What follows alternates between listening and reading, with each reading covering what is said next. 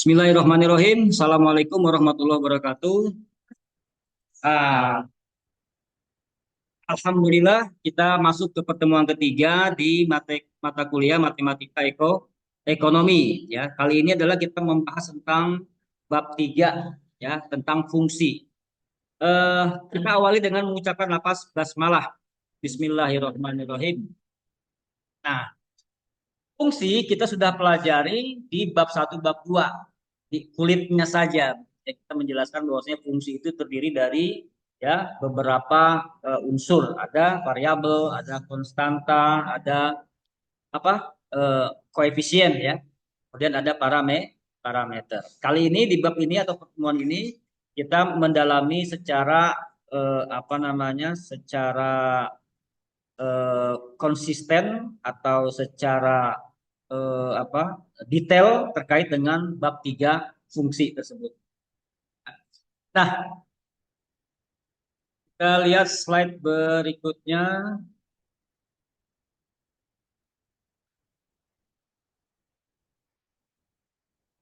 Nah, ini dia. Ya. Mempelajari fungsi dan hubungan harus memahami konsep ya, konsep himpunan, khususnya himpunan pasangan urut. Ya, jadi himpunan itu kita masih ingat ya, A gabung B, masih ingat ya? A irisan B ya. Udah lupa mungkin ya semuanya ya. Ini pelajaran kita waktu SD, SMP, SMA kalau nggak salah. Ya. Nanti kita lihat ya ke depan ini nanti ada pelajaran hubungan. Nah, dikatakan contoh di sini ya. Contoh ada hubungan di antara variabel X dan variabel variabel Y ya. Setiap nilai X tertentu yang berhubungan dengan satu dan hanya satu nilai Y, maka Y dikatakan sebagai fungsi X atau fungsi Y. Ya. Simbolnya seperti ini. Y sama dengan F dalam kurung X. Kalau kita baca, gimana cara bacanya? Cara bacanya adalah Y adalah sama dengan fungsi dari X. Minggu lalu kita belajar tentang contohnya langsung ke hukum permintaan. Masih ingat ya? Q sama dengan fungsi dalam kurung P. Cara bacanya gimana? Cara bacanya ya P gitu ya. P adalah sama dengan fungsi dari P. Maaf, saya ulang Q gitu ya. Maaf, Q adalah sama dengan fungsi dari P. Kemarin itu Q itu apa? Q itu adalah jumlah barang yang diminta. P-nya apa? P-nya adalah harga yang diminta. Nah, masih ingat ya? Baik. Atau kalau kita mau lebih jelas lagi seperti ini misalkan. Ini nampak ya. Kemarin kan kita masih ingat ya, Q sama dengan P. Tapi ternyata hubungannya gimana Pak? Kalau P naik, Q turun atau naik? Kan diperjelas sama dia kemarin menjadi apa? Q sama dengan A min C dikali P. Nah, ini sudah jelas ya. Apa artinya? Kalau P-nya mengalami kenaikan, maka Q-nya mengalami penurunan. Nah, minus nih. Jelas saja kan dia menjadi pengurang. Semakin besar semakin kecil Q-nya ya. Juga kalau P-nya turun, maka nilai Q-nya semakin besar. Nah, ini diperjelas. Dikatakan makanya sebagai apa? Sebagai hukum permintaan. Nah, namun secara umum, apa maknanya itu? Maknanya adalah ini. Q adalah merupakan fungsi dari P. Ya, atau sama dengan atau sama dengan fungsi dari P. Nah, terus terjemahannya apa? Interpretasinya apa? Interpretasinya adalah besarnya jumlah permintaan bergantung pada naik turunnya harga barang yang diminta. Jadi permintaan itu jumlahnya tergantung dari naik turunnya harga, maaf, naik turunnya harga barang. Kalau harganya naik, permintaannya tuh turun. Kalau harga turun, permintaannya naik. Dia bertolak belakang, ya, tidak tidak searah atau apa namanya bernilai negatif. Hubungannya apa tuh? Hubungannya negatif. Bukan berarti buruk, bukan. Kita kan di kehidupan sehari-hari kita negatif buruk gitu ya. Titik bagus. Namun dalam konteks ya, dalam pengertian koefisien yang ada di fungsi ini, negatif itu mempunyai hubungan yang, sorry, tanda negatif itu mempunyai hubungan yang bertolak belakang atau tidak searah. Ya. Variabel itu nggak searah. Nah, sekarang kalau kita lihat di slide ada istilah lagi katanya y sama dengan fungsi x, ya, sama dengan fungsi dalam kurung x. Cara bacanya bagaimana? Y adalah sama dengan atau merupakan apa fungsi dari x. Nah, ini matematika murni nih. Kita belum tahu barang ini apa, Y, apakah permintaan, apakah pendapatan, nggak tahu kan? Matematika murni. Nah, bacanya bagaimana? Bacanya yang pertama adalah si fungsi tersebut kalau kita baca, ya, cara baca fungsi, ya, cara bacanya, cara baca fungsinya adalah apa? E adalah merupakan atau sama dengan fungsi dari X.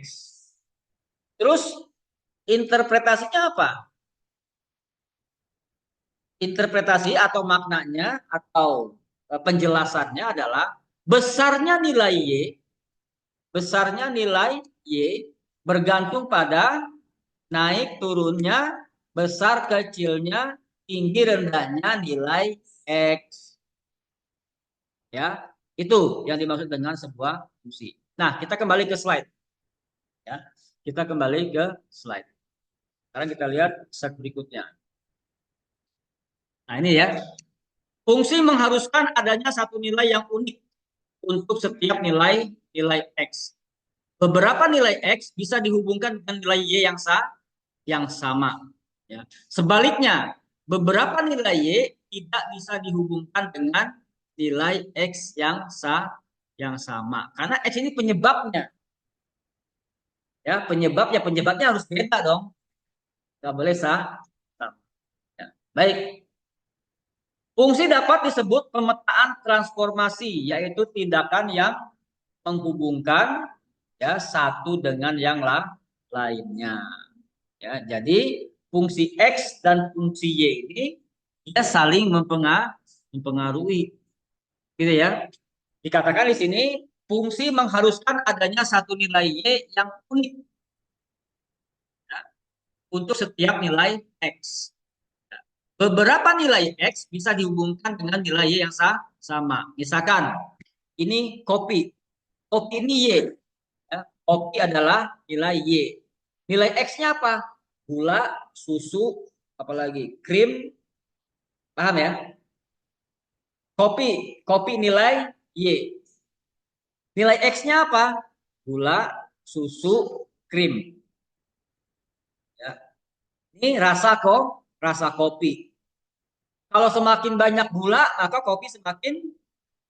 rasa kopi semakin manis. Kalau semakin banyak susu, maka rasa kopi semakin enak, gitu ya. Kalau semakin banyak krim, maka rasa susu, rasa kopi semakin enak, misal gitu ya. Jadi 3X ini bisa mempengaruhi satu Y. Itu kalimat yang dimaksud di sini. Paham ya? Tapi kalau Y-nya ada 3, X-nya 1. Ini misalkan gula. Di sini kopi, di sini jamu. Nah, di sini teh nggak bisa. Sulit kan? Sulit nggak? Sulit. Paham nggak maksudnya nih? Jadi sebaliknya nilai Y yang tidak bisa dihubungkan dengan nilai X yang sama. Ya. Nah itu apa ilustrasi daripada X dan Y. Apalagi contohnya misalkan, kalau pagi kita sarapan, kita menjadi sehat atau semangat. Jadi variabelnya adalah sehat atau semangat.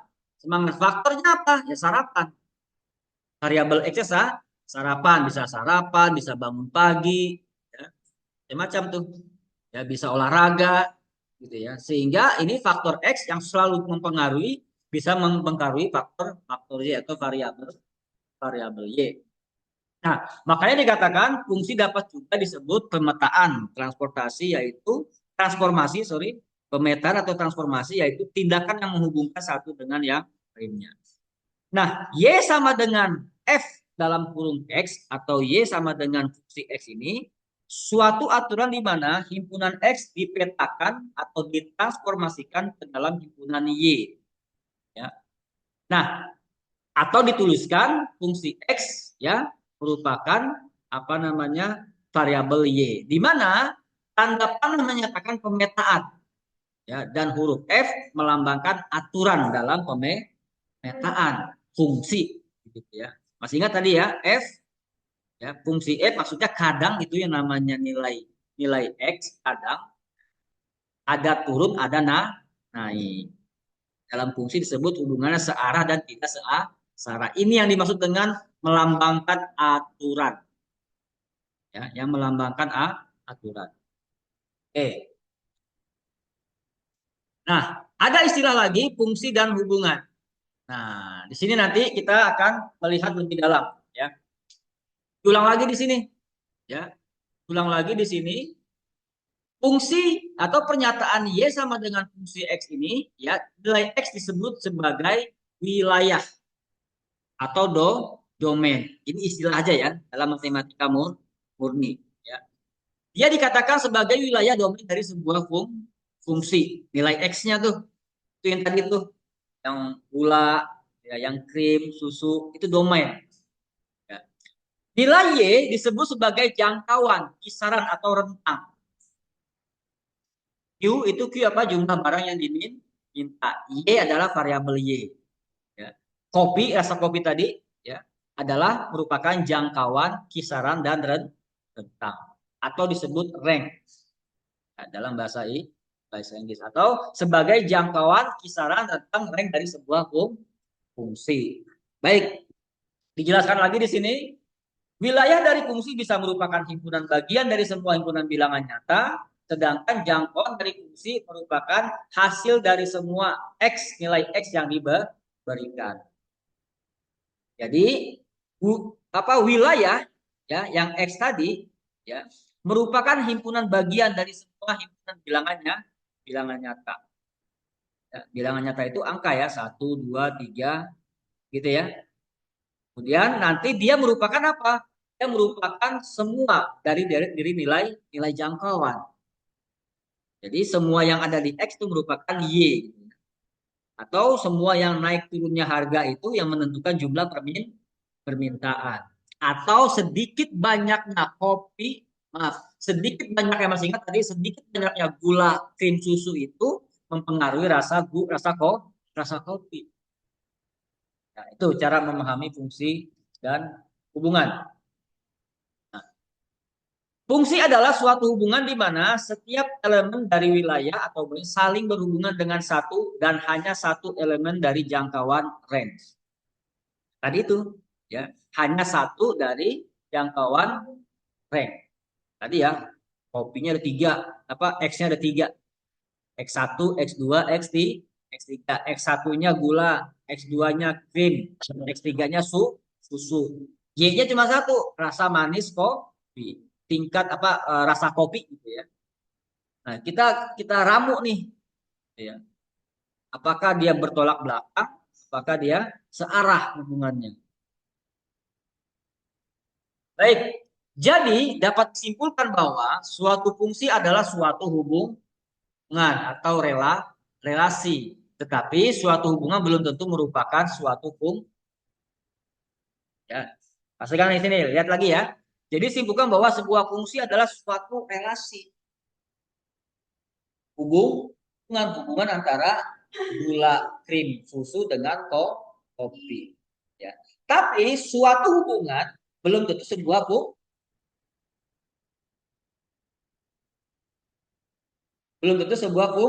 fungsi. Apa contohnya? Contohnya adalah ya apa namanya antara pintu dengan meja. Gitu ya. Ada nggak hubungannya gitu dengan meja? Nggak ada. Nah, dalam ilmu relasivitas atau relasi itu ada saja sebetulnya.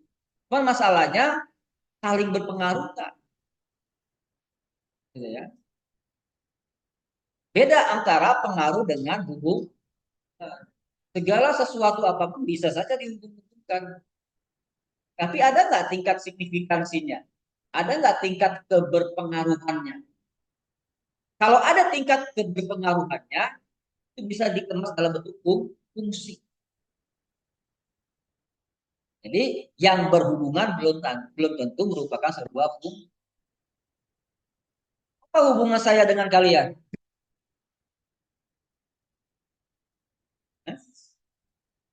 Saya dosen, kalian mahasiswa. Bisa nggak dibikin sebuah fungsi itu? Paling berpengaruh nggak saya dengan kalian itu? Itu bisa dibikin fungsi. Apa hubungan kalian ya dengan apa misalkan eh, apa masjid atau apakah hubungan kalian dengan tangga di bawah itu? Nah, bisa saja kan? Ini saling berpengaruh nggak? Belum tentu gitu ya. Jadi maknanya adalah sesuatu yang berhubungan ya itu belum tentu bisa menjadi sebuah fungsi. Ya, sesuatu fungsi sudah pasti dia akan mempunyai hubung atau relasi. Sampai sini sudah paham ya? Oke. Nah, nah ini yang penting nih ya. Perhatikan baik-baik. Ada variabel bebas, ada variabel terikat. Ya. Ada variabel bebas, ada variabel terikat. Dalam Y sama dengan fungsi X ini, variabel yang mewakili nilai-nilai domain disebut sebagai variabel bebas. Hasil penjualan. Hasil penjualan ini variabel apa? Kita masuk ke sini lagi ya, ke contoh. Kalau dalam matematika, ya, dalam matematika, variabel Y dinyatakan, sorry, dalam matematika murni, variabel Y, gitu ya, dinyatakan sebagai variabel apa? Terikat. Sementara variabel Y, variabel X dinyatakan sebagai variabel bebas. Nah, misalkan contohnya apa? Saya bicara tadi. Contoh, contoh hasil penjualan. Ini variabel apa? Variabel Y. Kenapa? Dia tergantung banyak faktor. Benar nggak? Apa yang menyebabkan? Saya tanya sekarang, apa yang menyebabkan hasil penjualan naik turun? Ini menentukan variabel X-nya nih. Apa yang menyebabkan hasil penjualan naik turun? Nah, hah? Kualitas produk boleh. Kita jadikan dia X1 misalnya. Apalagi? Strategi pemasaran atau iklan masuk ke pemasaran. Berarti misalkan strategi pemasaran. Oke, masuk ke X2. Apalagi? Kualitas produk, strategi pemasaran.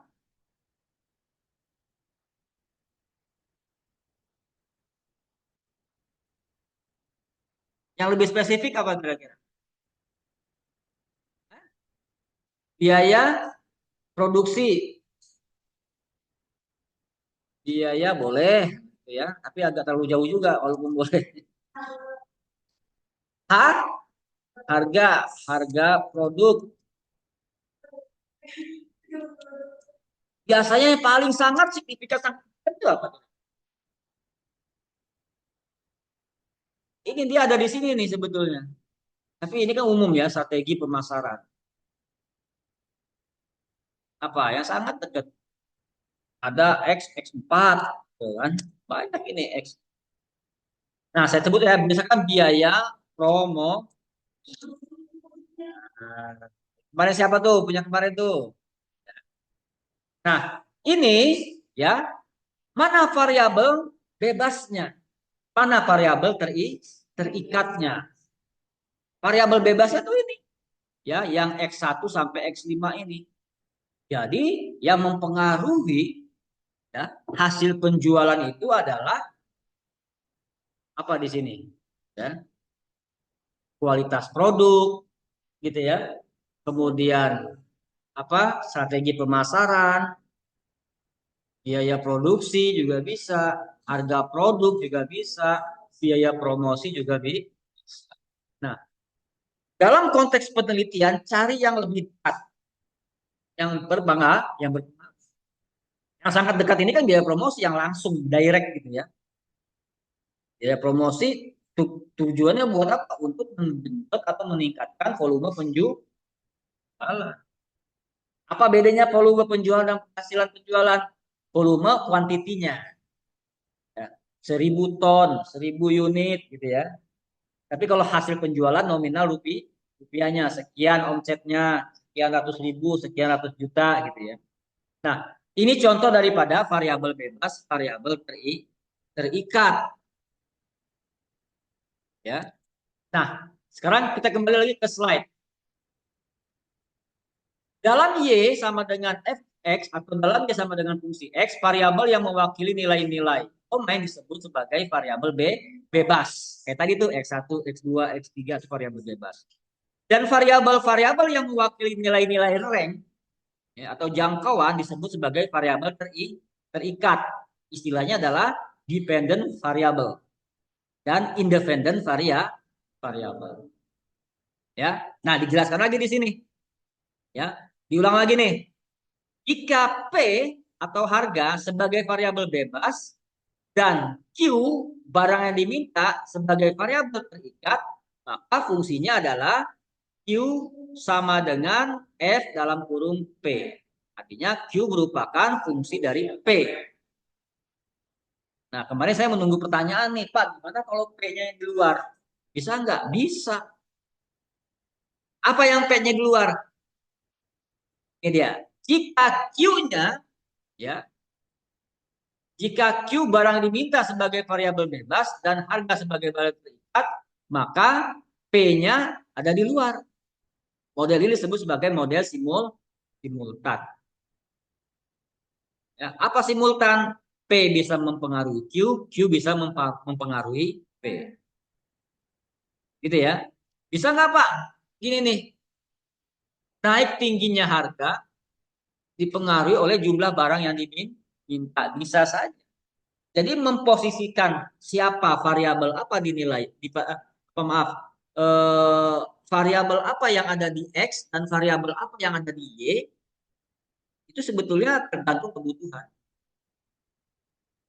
Hasil penjualan kita mau taruh di variabel apa dia? Oh, kita mau jadikan dia variabel terikat aja deh. Yang kalau dia naik turun disebabkan oleh apa sih? Gitu ya.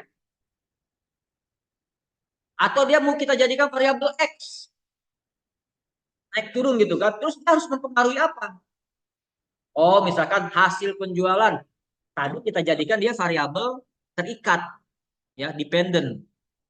Yang mempengaruhi dia itu promosi, harga, kemasan, dan lain-lain. Sekarang kepingin kita variabel, maaf, hasil penjualan itu kita jadikan variabel X. Dia mempengaruhi variabel lain, bisa nggak? Bisa saja. Apa contohnya? Hasil penjualan bisa mempengaruhi, berpikir langsung kita kan? Apa kira-kira? Hasil penjualan bisa mempengaruhi,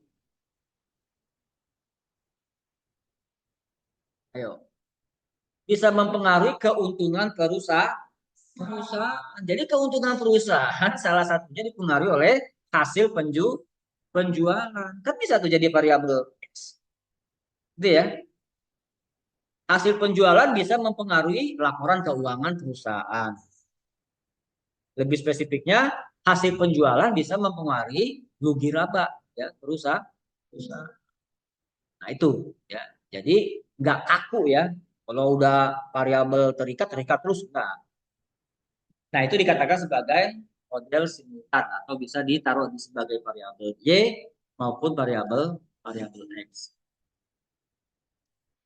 Baik, ya itu tadi terkait dengan variabel. Saya ulangi lagi karena ini penting. Jadi ada dua jenis variabel.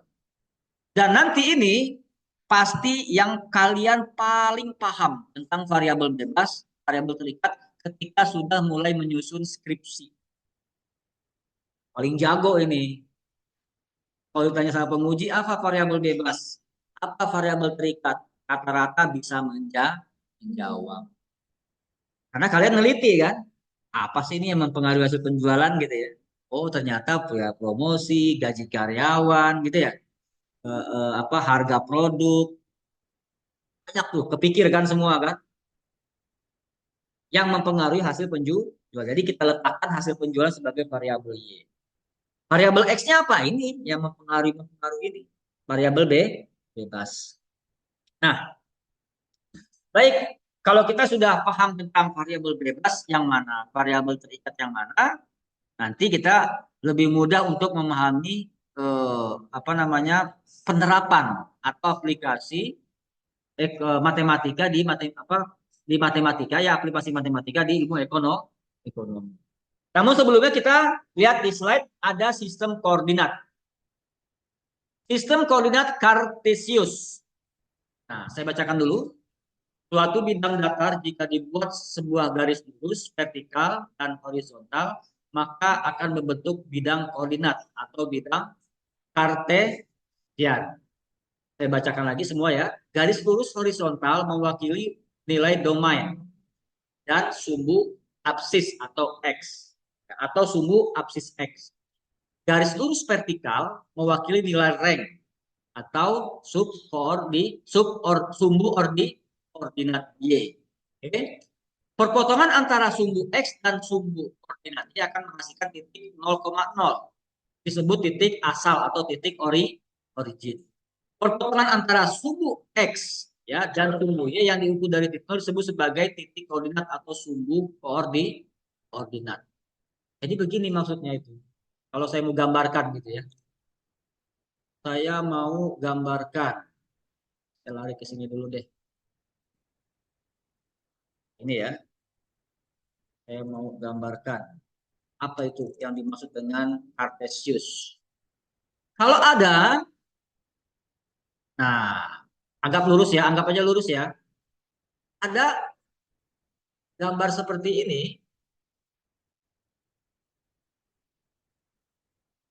Nah, ini namanya Cartesius.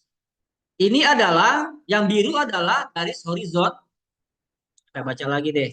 Kita baca lagi ini. Ya. Suatu bidang datar jika dibuat sebuah garis lurus vertikal dan horizontal, maka akan membuat bidang koordinat atau bidang kartesian. Garis lurus horizontal mewakili nilai dominan. Nih, yang biru. Ya. Garis vertikal mewakili rank atau subordinat Y. Perpotongan antara sumbu X dengan sumbu Y disebut apa? Disebut titik 0,0 atau titik asal atau titik origin. Ini dia nih. Nah, ini pertemuan antara merah dan biru atau pertemuan antara sumbu X dengan sumbu Y. Y. Gitu ya. Pertemuan antara sumbu X dan sumbu Y. Persinggungan pertemuan X dan Y disebut sebagai apa? Sebagai titik asal. Oke, kita baca lagi. Ya, paham ya? Perpotongan antara sumbu absis X dan sumbu ordinat Y yang diukur dari titik 0 disebut sebagai titik koordinat atau sumbu koordinat. Misalkan, apa itu? Di sini misalkan 3, di sini misalkan 2. Ketemunya di mana nih? Ketemunya kan di sini. Benar nggak? Benar nggak? Maka ini kan ada titik berarti ya. Nah, ini namanya koordinat. Nah, 2,3 X dulu disebut. Ya. Titik apa ini? Koordinat 2,3. Simbolnya begini dalam kurungnya nih, yang keriting gitu ya. Tahu ya? Hah?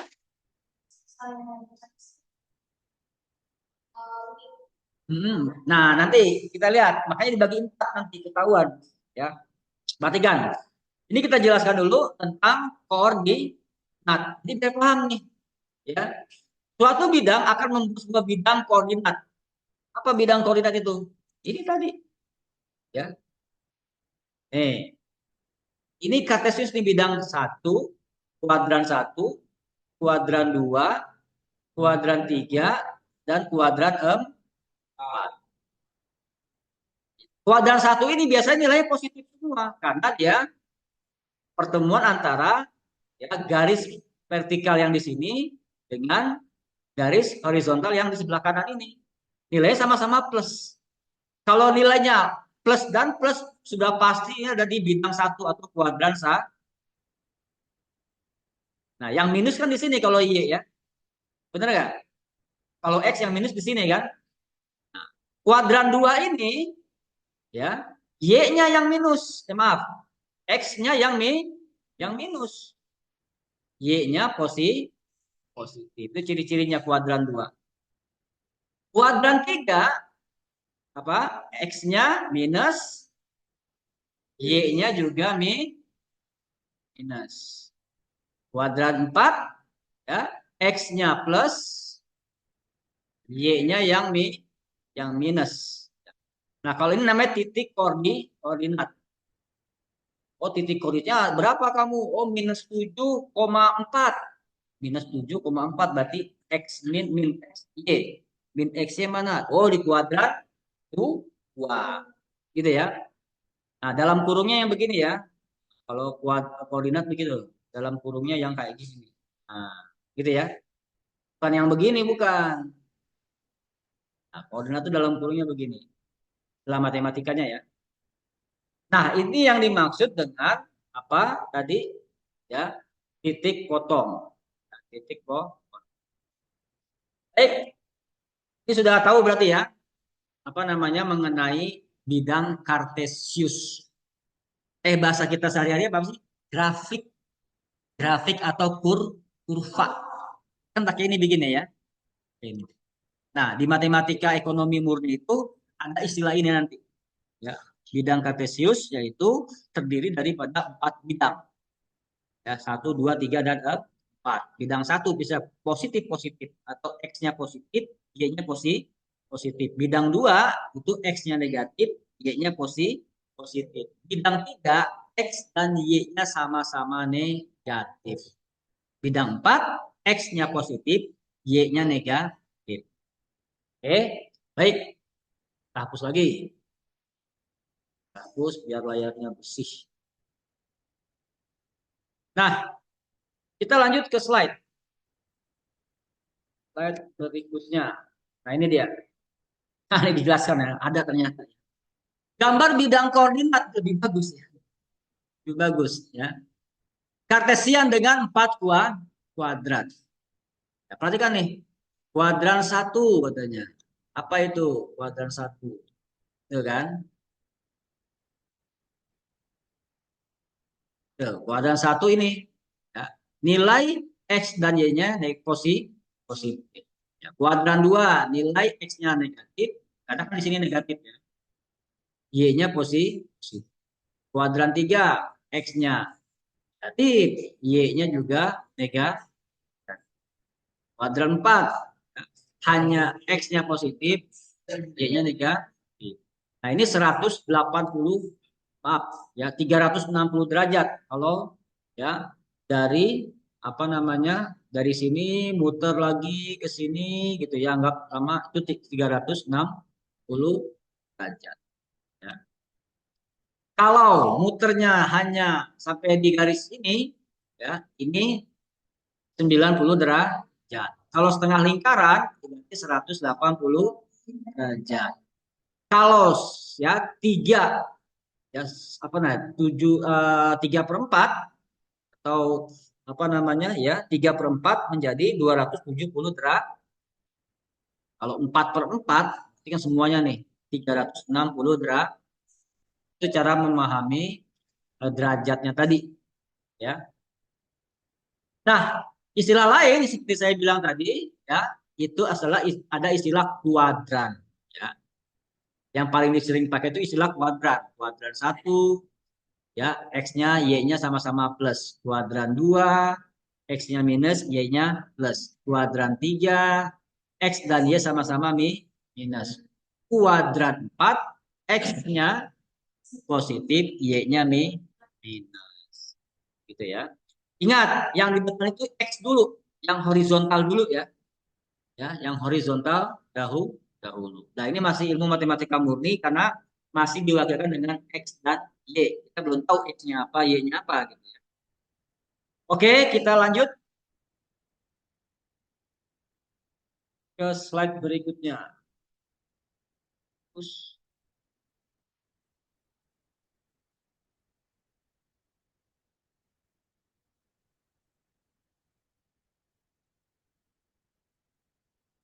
jelaskan di sini ya. Kuadran satu himpunan pasangan urut dengan nilai positif X dan Y. Jadi pasangannya X dan Y gitu ya. Kuadran 2 hubungan pasang urut dengan nilai positif, nilai sumbu Y, negatif nilai X. Nah, ini yang kita sebutkan tadi berarti ya. Yang kita sebutkan tadi. Fungsi dengan satu variabel bebas. Fungsi dengan satu variabel bebas. Saya bacakan. Fungsi dengan satu fungsi dengan satu variabel bebas berarti hanya ada satu variabel bebas. Variabel bebas dalam matematika murni hurufnya apa? X atau Y? Lupa nih. Hah? Saya buka lagi deh nih. Hah? Variabel bebas apa? Ya, ingat berarti ya, variabel bebas ya, ya adalah dilambangkan dengan huruf X dalam matematika murni. Saya baca lagi. Fungsi dengan satu variabel bebas berarti hanya ada satu variabel bebas yang mempengaruhi pada suatu variabel terikat. Nah, berarti X berpengaruh kepada Y.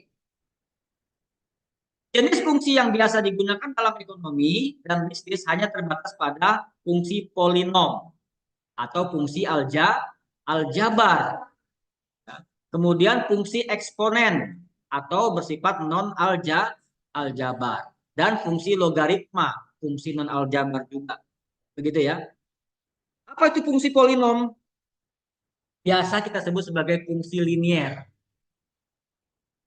Ya. Kalau eksponen, fungsi yang biasanya yang ada pangkatnya. Logaritma biasanya fungsi yang ada tentang unsur logaritmanya. Kita lihat ya. Ini dia. Fungsi dengan satu variabel bebas. Nah, satu variabel bebas ya tadi seperti dikatakan X-nya satu ya, maka bisa dikatakan sebagai fungsi linier. Fungsi linier ya, nah ini dia. X-nya adalah variabel dependent, maaf, Y-nya adalah variabel dependent, kemudian X-nya adalah variabel independent. A-nya itu nilai konstan. Ya. Berturut-turut A0, A1, A2, dan seterusnya. Nilai konstan. Konstanta ini tidak sama dengan nol dan non negatif. Sedangkan n menyatakan pangkat dari variabel x dan merupakan bilangan bulat positif. Ya, artinya apa? Kalau nilai 0 berarti bukan konstanta. Bukan konstanta. Sedangkan n menyatakan pangkat variabel x merupakan bilangan positif. Ya, n-nya itu ya. N-nya itu. Baik. Nah, ini jenis-jenis fungsi. Jenis-jenis fungsi. Kalau kita lihat di sini.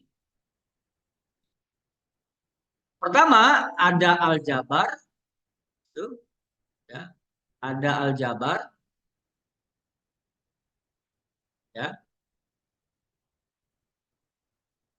Ada aljabar, ada non-aljabar. Atau disebut sebagai transcendent. Di aljabar ada dua. Ada irasional, ada rasional. Nah, ini kita nggak belajar ini dulu. Dan kita juga nanti konstan di sini. Ya, ada fungsi polinom, ada fungsi pangkat. Ya. Polinom ada linier. Nah, polinom dan linier ini hampir mirip.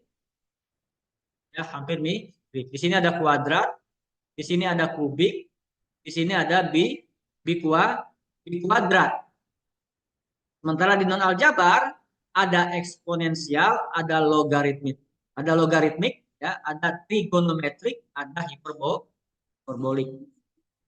Ini yang sifatnya adalah pangkat seperti ini ya. Oke. Nah, kita ya cukup membahas di fungsi rasional, ya, polinom dan linier. Kalau ada waktu kita ambil yang kuadrat. Oke ya. Itu jenis-jenis fungsi sebagai apa, pendahuluan atau dasar daripada macam-macam fungsi. Selanjutnya kita lihat media. Fungsi dengan dua atau lebih variabel bebas. Jadi ada X1, X2, X3, X4 dan seterusnya. Gimana caranya? Nah, kalau ada dua kayak gitu, lebih dari satu kayak tadi kita contoh ya, X1, X2, itu namanya fungsi multivariat. Ya, fungsi multivariat. Dia tetap namanya sama, variabel bebas dan variabel terikat. Kan hasil penjualan banyak yang mempengaruhinya. Bukan biaya promosi aja gitu ya. Tapi gaji karyawan juga mungkin bisa dihubungkan ke situ. Ya, kesejahteraan karyawan, kualitas produk, ya, strategi penetapan harganya, dan seterusnya. Banyak. Dua atau lebih variabel bebas. Nah, ini disebut sebagai fungsi multivariat. Oke. Nah, itu ya terkait dengan fungsi. Ya, berikutnya adalah fungsi linier, nanti kita bahas. Baik, kita fokuskan di sini ya. Kita fokuskan di sini. Bentar, saya mau mengingatkan ini soalnya. Nah, pahami betul-betul dulu terkait dengan variabel bebas, variabel terikat. Tadi masih ingat variabel bebas ya bisa lebih dari satu. Tapi kalau variabel y agak sulit. Ya. Masih ingat tadi yang istilah kopi tadi kan? Kopi, rasa kopi itu dipengaruhi oleh tiga. Ya, gula, krim, susu. Mana rasa kopinya? Oh, satu juga bisa, gula dan kopi. Tetapi ya variabel y ini susu, teh, jamu. Nah, kopi, teh dan jamu dipengaruhi oleh misalkan gula. Bingung nih, karena ini udah beda. Nah, ini ya. Jadi variabel bebas itu dan terikat itu saling berhubungan. Dalam konsep ya matematika murni itu variabel yang mewakili ya nilai-nilai yang bebas disebut sebagai independent variabel. Kemudian yang mewakili ya rank atau jangkauan disebut sebagai dependent. Independent variabel, variabel bebas, dan independent merdeka artinya ya. Merdeka bebas ya. Independent. Ya. Kemudian yang terikat yang tidak bebas apa? Yang tidak bebas atau terikat adalah variabel y. Nanti prakteknya di lapangan gantung kita bisa pakai. Misalkan Ya, ini saya ulang lagi biar paham. Misalkan hasil penjualan bisa nggak dijadikan variabel Y? Bisa. Terus yang mempengaruhinya apa? Yang mempengaruhinya kualitas produk misalkan. Ya, kualitas produk. Ada lagi yang lain nggak? Ada. Strategi pemasaran. Ada lagi nggak yang lain? Ada. Ada lagi nggak yang lain? Ada. Biaya produksi, harga produk, dan biaya promo. Pak, bisa nggak itu variabelnya dijadikan Pak hasil penjualan dijadikan variabel apa? X. Bisa nggak? Bisa saja. Terus variabel Y-nya apa kira-kira? Nah, caranya kira-kira hasil penjualan bisa mempengaruhi apa sih? Hasil penjualan bisa mempengaruhi apa? Misalkan keuntungan perusahaan ya bisa menjadi variabel X hasil penjualan itu. Biasanya hasil penjualan atau volume penjualan boleh. Kalau volume itu nilai kuantitasnya, ya, hasil penjualan nilai rupiahnya. Nah, ini kenapa kita penting memahami variabel X dan variabel variabel Y. Kayak kemarin itu adalah hukum permintaan. Bagaimana permintaan, Pak? Permintaan itu kan QP. Bisa nggak P-nya? Gitu ya. P sama dengan fungsinya Q gitu Pak. Bisa nggak? Bisa. Ya. Ini dibaca apa? P adalah merupakan gitu ya. Apa namanya? Atau sama dengan fungsi dari Q. Gitu ya. Kalau dibacanya lagi secara terjemahan berarti besar, kecilnya, naik gitu ya. Naik, turunnya, apalagi tinggi, rendahnya P dipengaruhi oleh apa? Sama besar kecilnya, naik turunnya, tinggi rendahnya nilai Q. Ya, nilai P dipengaruhi oleh ini nilai Q. Kalau mau kecil lagi, mau bahasanya lagi adalah P itu adalah apa? Ingat harga harga produknya. Ya, kalau mau diterjemahkan boleh. Besar tingginya rendah nilai P, nilai harga barang, gitu ya. Nilai kita hapus. Jadi harga barang ya dipengaruhi oleh besar kecil naik turunnya, tinggi rendahnya, jumlah barang yang diminta. Jadi dihapus nilai apa, bacaan QP-nya dihapus. Nah, boleh kayak gitu. Nah, itu cara memahami ya sebuah fungsi. Ingat, ada variabel di sana. Variabel bebas dan variabel tidak bebas. Nah, kemudian nanti kaitannya ada pembuatan grafik juga. Kita sudah pahami tadi ya dengan 4 kuadran tadi. 4 kuadran.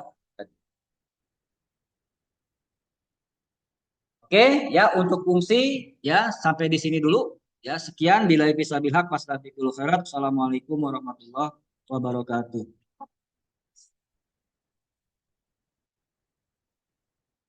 Kita bertemu di bab berikutnya yaitu tentang fungsi linier di minggu yang akan datang. Terima kasih.